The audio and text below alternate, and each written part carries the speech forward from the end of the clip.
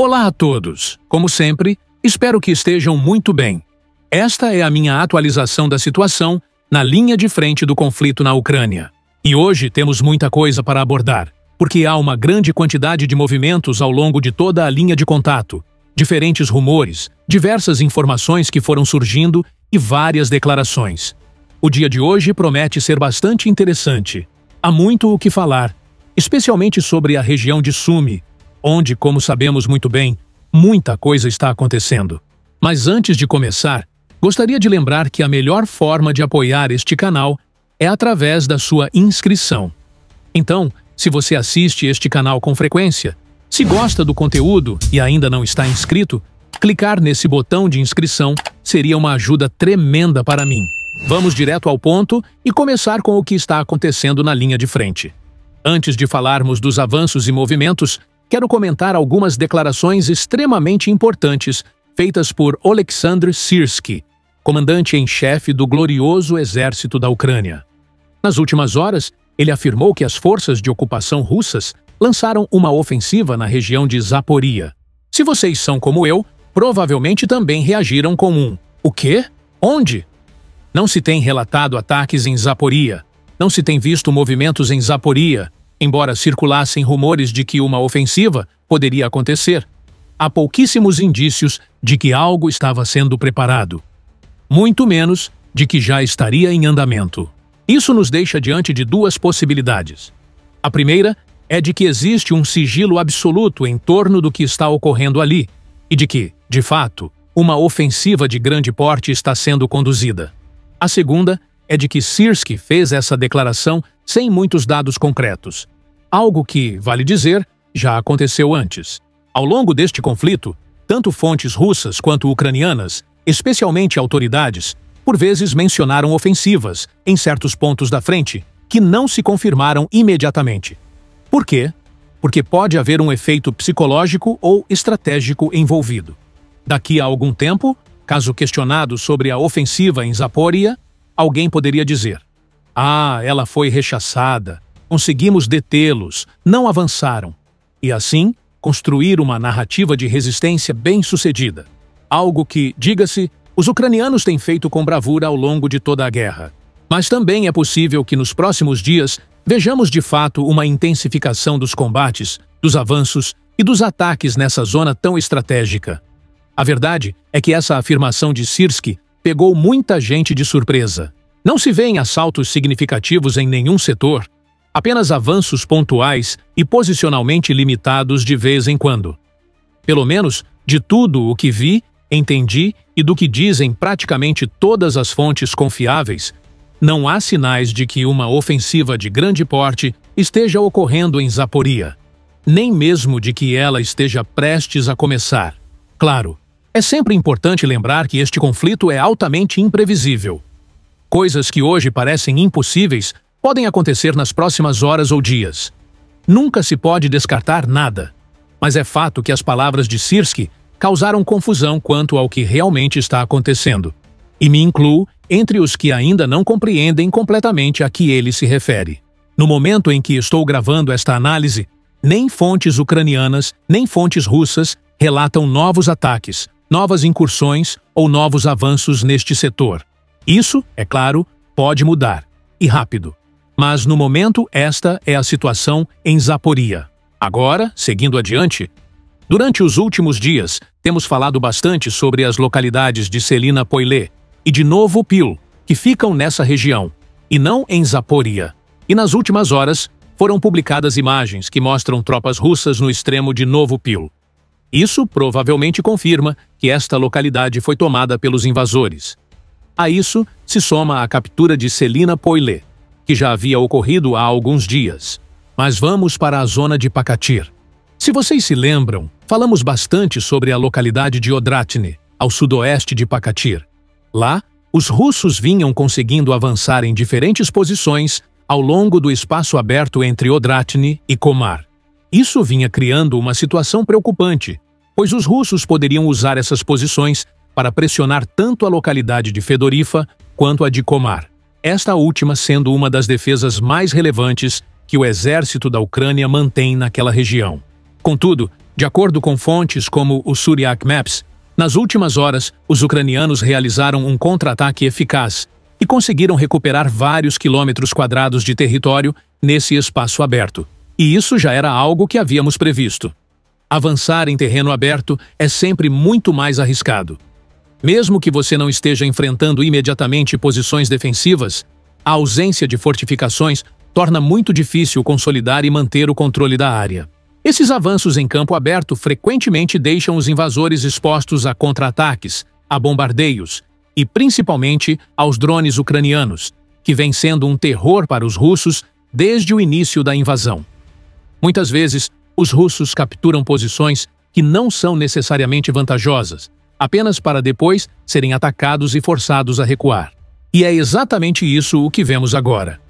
A resistência ucraniana contra-atacou com precisão, recuperou território e, com isso, ganhou tempo precioso, além de aliviar a pressão sobre a linha defensiva de Komar. Com sorte e coragem, algo que os defensores da Ucrânia sempre demonstraram. Isso pode até dissuadir os russos de continuar insistindo nessa direção. Existe a possibilidade de que os russos comecem a se concentrar exclusivamente em atacar pelo sul, desde Bessele em direção a Fedorivka, para depois entrar em Komar, em um eixo que, por ora, está paralisado. Mas, como o ataque a partir do leste também não teve sucesso até o momento, talvez os russos voltem a apostar nessa estratégia. Suponho que o tempo dirá o que acabará acontecendo. Avançando um pouco mais rumo ao nordeste, também na área de Bagatir, os russos conseguiram avançar dentro da localidade de Alexivka e já se encontram dentro dessa pequena cidade. Mas agora, vamos para o outro lado do frente. Vamos para a região de Sumy, porque há muito o que comentar. Em primeiro lugar, em preparação para tudo que pode ser essa ofensiva, algo sobre o qual já falamos muito, é sempre necessário contextualizar para aqueles que talvez não estejam acompanhando o que ocorre no fronte nas últimas semanas. Fala-se que os russos estão preparando uma ofensiva importante em Sumy por diversas razões. Autoridades tanto da Rússia quanto da Ucrânia têm comentado sobre isso. Menciona-se que dezenas de milhares de soldados russos estão se acumulando na fronteira em vários pontos. Já vimos como os russos têm intensificado seus ataques e como estão conseguindo avançar mais e mais. Avanços constantes que vamos comentar a seguir. Mas o que há de novo em tudo isso, além dos avanços que comentaremos em instantes? Bem, foi ordenada a evacuação de diversas localidades na região de Sumy. São cerca de 11 vilarejos próximos à linha de contato que estão sendo evacuados, e outros podem ser adicionados a essa lista em breve, considerando que o fronte está se movendo constantemente para o sul. É preciso ver o que acabará acontecendo com tudo isso, mas trata-se de uma decisão importante por parte do governo ucraniano. Evacuar partes de Sumy como preparação para o que pode ocorrer muito em breve. Mas então, quais foram esses últimos movimentos? Vimos como os russos geraram um avanço dentro de Sumy nos últimos dias. Primeiro, com o objetivo de cercar as forças ucranianas posicionadas em Kursk, limitando suas linhas de abastecimento e suprimentos. A partir daí, os russos continuaram avançando mais e mais, inclusive cruzando novamente a fronteira em vários pontos. E o que aconteceu nas últimas horas? Vamos falar de algumas localidades que já havíamos mencionado antes. Por exemplo, a partir de Volodymyrivka, que os russos capturaram recentemente, eles avançaram mais uma vez para o sul.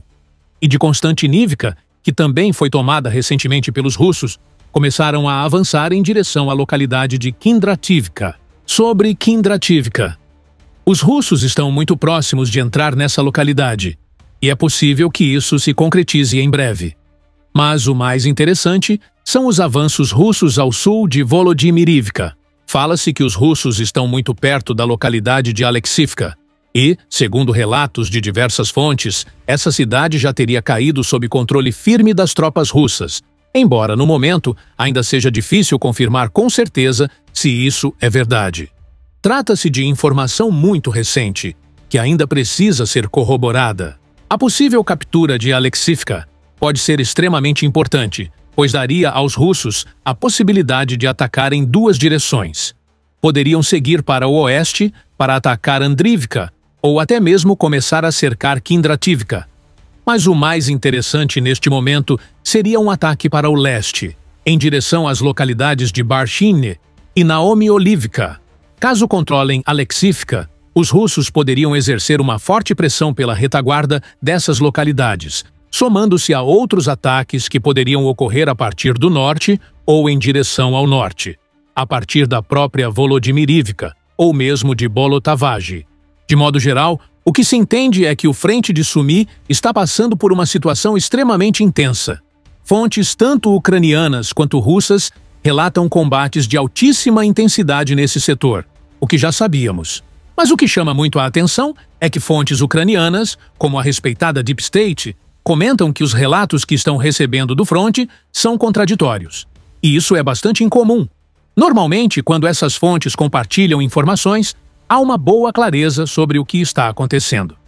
Essas contradições entre unidades diferentes que enviam relatórios do campo de batalha são bastante marcantes e inesperadas. Mesmo assim, algumas fontes ucranianas observam que, apesar de todos os indícios de que os russos se preparavam para atacar Sumi, algo sobre o qual temos falado há meses, se não me engano, certas posições ucranianas não foram suficientemente preparadas. Embora os avanços russos ainda não sejam massivos, nem profundamente significativos, eles seguem avançando, capturando mais e mais localidades, em um ritmo constante.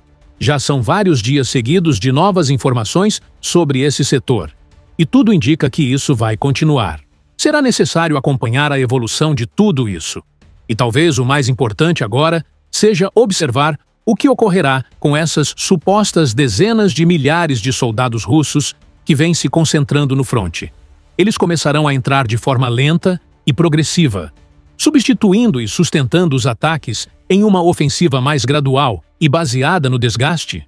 Ou presenciaremos uma tentativa de rompimento potente, com uma grande quantidade de tropas atacando ao mesmo tempo? Imagino que descobriremos isso ao longo do tempo. Mas o certo é que Sumi está se tornando uma área cada vez mais importante e interessante para esse tipo de análise e cobertura. E com isso, vou me despedindo por hoje. Muito obrigado por assistir. E que possamos nos ver amanhã.